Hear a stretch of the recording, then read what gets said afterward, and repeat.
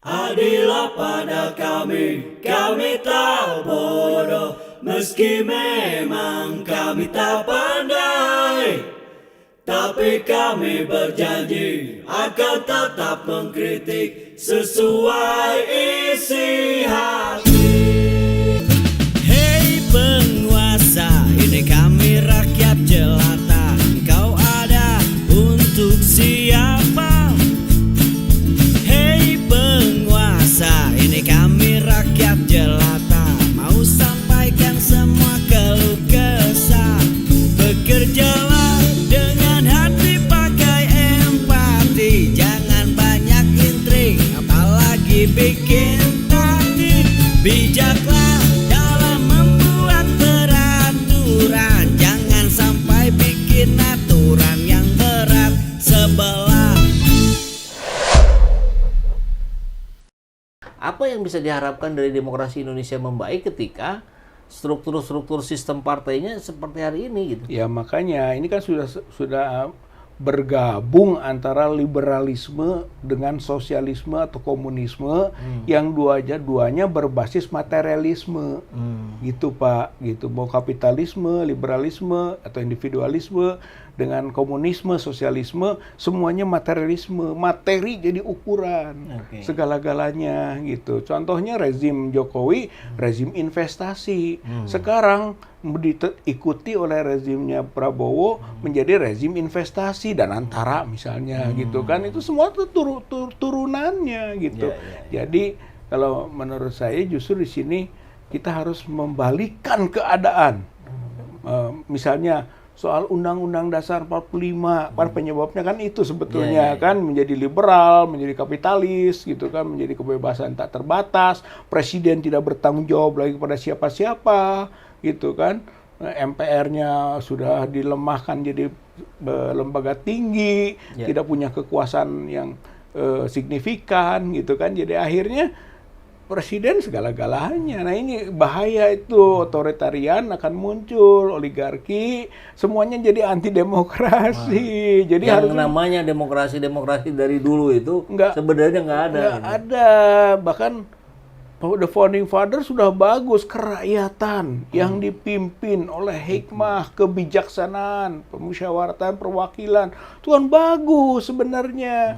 Cuman disimpangkan berikutnya. Selalu saja pemegang kekuasaan itu serakah dengan kekuasaannya. Nggak mau ada aturan-aturan yang membatasi. Gitu, 2 periode, ingin jadi 3 periode, diakali dengan begini dan begitu, gitu kan. Itu yang tadi betul kata Acton itu, power tends to corrupt, and absolute power corrupts absolutely.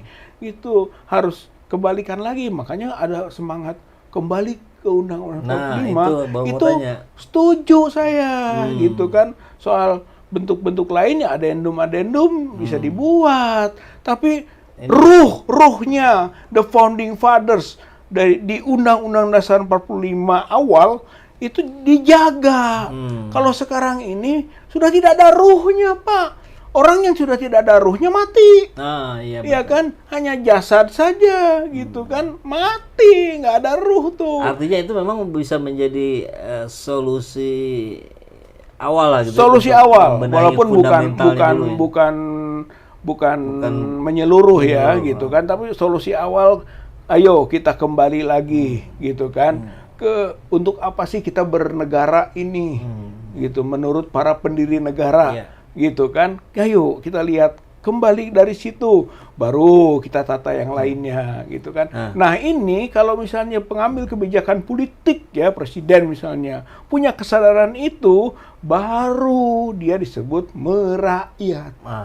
Tapi kalau misalnya dia menyebut demi rakyat, itu omon-omon, bukan merakyat, tapi mengatasnamakan rakyat. Itu beda, Pak. Menjual nama rakyat. Menjual nama rakyat, sementara rakyat sengsara. Gitu. Nah, Pak Rizal, kita tahu suara itu sebetulnya sudah bergaung dari mungkin 3-4 tahun yang lalu. Misalkan oleh ketua DPD yang sebelumnya Lanyala. Terus sama tokoh-tokoh pegiat yang lain itu juga bermunculan dari luar. Nah, sepemahaman saya itu nggak ada penolakan dari rezim Jokowi misalkan atau sekarang ke Prabowo. Tidak ada statement gitu bahwa menolak gerakan itu. Ya udah kita yang ini udah bagus sana inilah itu nggak ada. Tapi kok gerakan-gerakan ini tidak terakumulasi lebih jauh gitu.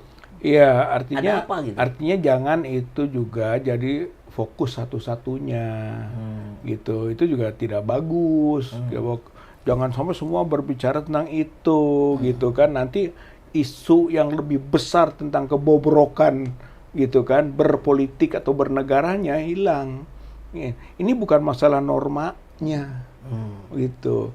Norma juga tergantung pada improvisasi para penyelenggara negaranya, kan gitu Pak. Yeah. Sementara kita nggak bisa fokus di norma gitu. Maksud saya jangan sampai itu betul norma itu, tapi bukan itu satu-satunya. Kita juga harus mengkritisi perilaku, gitu. Nah perilaku inilah yang disebut improvisasi dari norma.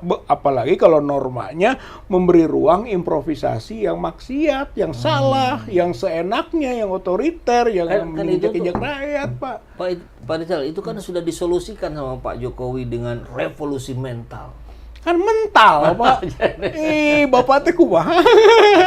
Revolusi mentalnya mental. Karena tidak ada uswah dari Jokowinya. Karena konsepnya juga tidak jelas. Konsepnya tidak jelas, dirinya tidak bisa mempraktekkan mental yang baik, gitu kan. Bagaimana mau revolusi. Gitu, jadi tidak mungkin, tidak ada perubahan apa-apa, malah semakin buruk mentalnya dan diwariskan gitu, mental buruknya itu diteruskan. Makanya revolusi mental kalau mau dikembalikan, kembalikan. Ayo sekarang kita bicara lagi revolusi mental yang benar.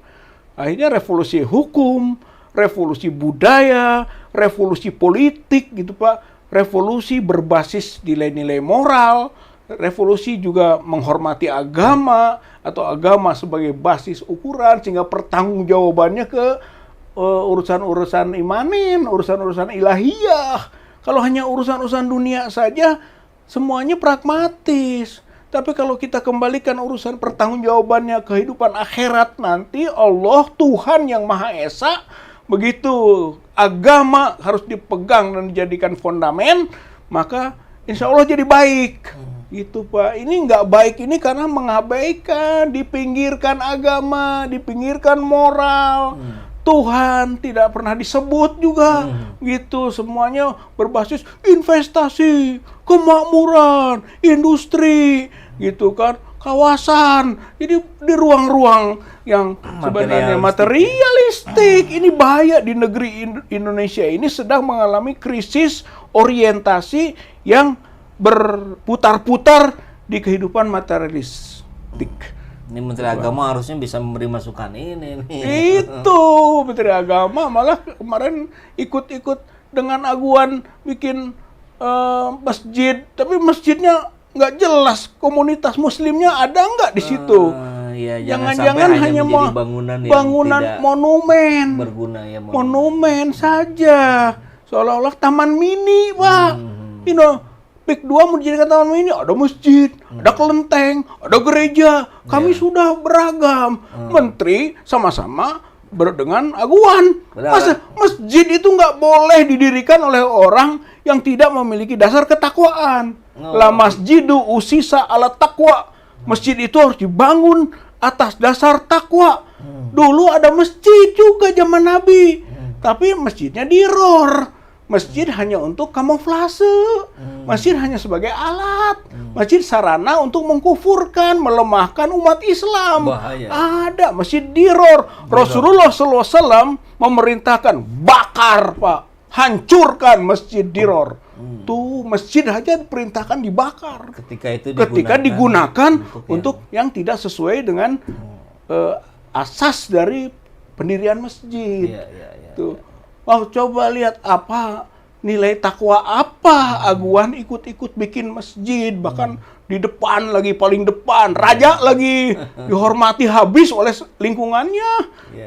Menurut saya itu bisa jadi masjid diror itu. Makanya harus kita pantengin ya, kalau memang betul-betul jadi masjid diror maka sesuai ajaran Rasul itu ya harus dirobohkan. Harus dirobohkan. Dua yang dirobohkan di sana nantinya, Pak. Satu, naga. Itu perjuangan ideologi. Kita membela Garuda. Iya. Tuh, Pak. Itu membela ideologi negara. Garuda harus dominan. Jangan sampai dililit oleh naga. Maka simbol naga hancurkan. Yang kedua, masjid kalau digunakan untuk mengelabui umat Islam, gitu kan, maka itu adalah masjid diror, dan masjid diror harus dihancurkan. Oke, jadi ini pemahaman juga untuk kita semua umat Islam ya.